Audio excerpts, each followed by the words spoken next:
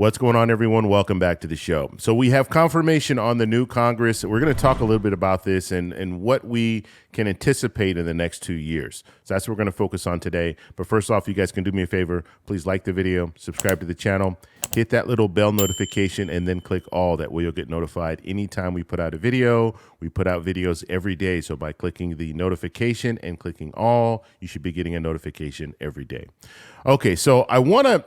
Before I even get into the topic, I want to show you the top stories, and this is on Google News. And so we know when it comes to the House, Republicans are going to take control of the House. So I want to show you the top stories, okay? And this is pretty much every news outlet. Actually, it's CNN and Fox. We don't have MSNBC on here, but pretty much mainstream. You're looking at CNN, you're looking at Fox. They're kind of the opposite, polar opposites, right? So just looking at the headline here, you have on CNN, it says, first on CNN, incoming GOP chair investigating Biden family business won't subpoena, and I think it says won't subpoena President Biden. Yeah, won't subpoena President Biden. All right, so that's the first story there. And then when we look at the others, here we have Fox. So White House, GOP, Biden family investigation full of long debunked conspiracy theories. Okay, so that's another article, and then you have an opinion piece here. But you guys get what I'm saying when it comes down to what the priorities are. And we saw some GOP members come out yesterday, members in the House, and they were talking about their priorities. Now, this is a very slim margin. So when we're talking about the House, it's going to be a very slim margin. The final numbers have not come in yet, but they don't have much room when it comes to moving forward with legislation. But they can still move forward with legislation. But what they're choosing to do right now, at least that's what we're finding the day after they found out that the Republicans will be controlling the House, is they want to focus on investigations, okay? Now, I don't have a problem with investigations. If someone's guilty, investigate them as much as you want. But when it comes down to it, can you investigate and legislate at the same time? And a lot of time will be taken away from legislation because they're going to be focused on investigations, right? And so just looking, and I want to switch over here. This is a Pew poll, and this was put out on October 17th. And it reads here, strengthening the economy is the public's top concern, followed by cutting health costs, addressing COVID-19. Okay, so this is a Pew poll. Pew polls are generally, I mean, that's all they do. Or I won't say that's all they do, but they are known for their polls. Okay, so this should be pretty accurate. So just looking at this, strengthening the economy, 71%. Okay, so this was prior to the election. We know what happened in the election. Republicans thought it would be a red wave. It was not a red wave. And they took control of the House, but did not take control of the Senate, and they might even lose a seat in the Senate when it comes down to it. We'll have to find out what happens in Georgia. But just looking at these Pew poll, strengthening the economy, number one, 71%. Reducing healthcare costs, 61%. Dealing with coronavirus outbreak, 60%. Improving education, 58%. Securing Social Security, 57%. Defending against terrorism, 55%, improving political system, 52%, reducing crime. Now, this is interesting. I would think reducing crime would be a lot higher, but in this poll, reducing crime, 52%. And so you have a lot of these other areas. I would think dealing with the coronavirus outbreak, I can see that being at the top, but I can't see it being higher than reducing crime, at least not at this point. And that's just my opinion. But obviously, people think differently. That's why this poll shows differently. Improving job situation, 52%. Dealing with immigration, 49%. Reducing budget deficit, 45%. Addressing a criminal justice system, 45%. Dealing with problems of the poor, 44%. Dealing with climate change, 42%. Addressing issues around race, 37%. Strengthening military, 37%. Dealing with global trade, 35%. Dealing with drug addiction, 31%.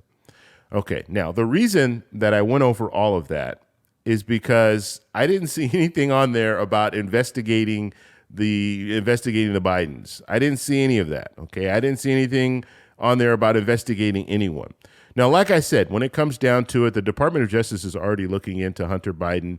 Do you need to have a committee of Congress people investigate Biden as well? I don't think it's really necessary. They don't have any arresting powers when it comes down to it. So it's just an investigation. It's not going to go anywhere. The Department of Justice is already looking into Hunter Biden. So that's where the arresting powers come from, not from Congress. So just looking at this whole situation, I think this is going to hurt the American people because we have issues that we need to deal with, and we have things that they need to address. And what about reforming Social Security? That's something that came up on the list. Are they going to focus on reforming Social Security? And we already know when it comes to the $200 raise for Social Security, that's something that's probably not going to get done because the House is run by Republicans. And for the most part, they're not in favor of moving forward with any type of a raise for Social Security. So we know that. So at least reforming it. I think all politicians know that it needs to be reformed. We need to look into Social Security and figure out a way to allow that trust fund to stay solvent so we won't see a reduction in 10 years of about 20%. And so maybe that's something they can take up. Other things, child tax credit. This is something that across the board, you do have some Republicans, not a lot, but you do have some Republicans that are in favor of moving forward with a child tax credit. Will they pull some type of a bipartisan bill together so they can get it passed through the Senate and passed in the House? We'll have to see what they do with that. But there are a host of other issues. Inflation is something that you heard a lot of talk about. You heard a lot of Republicans talk about inflation. That, I would think, would be at the top of their list. They wouldn't be talking about investigations. They'd be talking about inflation and how do we fight down this inflation. But now I think the reality comes out. You had a lot of politicians when they were running talking about inflation and lowering the cost of things. But the reality is it's out of our control. It really is. This is a global problem. This is not just in the U.S. And so you hear politicians talk about that, but they're not really going to move forward with anything to combat against inflation. At least that's not on their top priority. Their top priority is to do these investigations. So I think it's a huge mistake. And like I always say, look, I don't care if you're a Democrat or you're a Republican. You just need to look at the politicians and what they're saying. I think it's a huge mistake at this point where our economy is teetering on. I mean, we're looking at going into a recession. And instead of focusing on those problems, and crime is another problem, right? Reducing crime. That's something that you heard a lot of politicians run on. But now that they've won, they're not going to address that. At least that's not going to be their top priority. You would think that was their top priority. And so I think, like I said, I think it's a huge mistake. I think the American people are really going to be focused on what Congress does. And if they do nothing for 2 years and they just go back and forth and argue and do these investigations, but they don't put anything forward as far as any type of legislation, that's going to be really bad. That's going to be really bad for 2024. You're going to have a lot of people that will lose their seats in 2024 because they did nothing when they had an opportunity to do something. And so we already knew this. With split government, it's going to be hard to get any legislation through, but they still have the power to pull together some type of bipartisan bills to help the American people. And if they choose not to do that, it's going to be really bad. You're talking about a red wave. They were looking at a red wave in 2022. It's going to be really bad in 2024. And if Republicans are responsible for this, if the House chooses not to move forward with legislation, because what I think should happen, I think in the Senate, they should put together some bipartisan bills. They need 60 votes. They have right now 50. They might even have 51. The Democrats might have 51. So they'll need to pull some Republicans on their side. But if they can put together solid bipartisan bills and pass them in the Senate and send them over to the House, and the House does nothing with them, that will be a huge problem for members of the House, a huge problem. Because in 2 years, if they don't get anything done and they don't move forward with anything, then we're going to be looking at a situation where a lot of those House members lose their seat. So I want to know what you think about this when it comes down to it. Should the top priority be the economy? And I think most of us would say, yes, that's the top priority. When it comes to investigations, yeah, you can do those, do all you want, but you need to move forward with some type of legislation. If you don't, then it's going to be political suicide for you. So let me know what you guys think about that. If you like this video, please give me a thumbs up. Please subscribe for more. and I'll talk to you in the next one. Bye.